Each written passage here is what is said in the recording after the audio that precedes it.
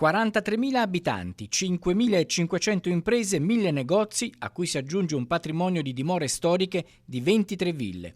Questi sono i numeri del distretto del commercio del Friuli Orientale, presentato in Camera di Commercio a Udine.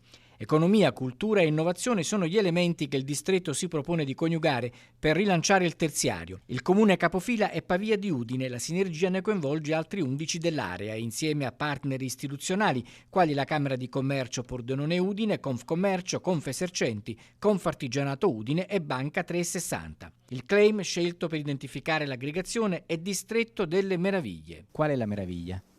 Il paesaggio, il territorio è splendido, sia dal punto di vista naturale che dal punto di vista delle imprese, ed è un paese un territorio che ancora vive sulle tradizioni. La formula della creazione dei distretti del commercio è fortemente spinta dalla Regione Friuli Venezia Giulia attraverso norme e strumenti finanziari. Abbiamo messo a disposizione i primi 12 milioni di euro a fondo perduto nei confronti dei vari distretti, li abbiamo coperti tutti per quanto riguarda le prime progettualità che ci sono state presentate, e poi ci sono anche degli interventi legati allo sviluppo impresa che hanno il compito di sostenere chi innova, chi investe, chi apre dei negozi, chi abbassa anche gli affitti. Il distretto può vantare tra le eccellenze del territorio la distilleria Nonnino ed è già un ottimo punto di partenza.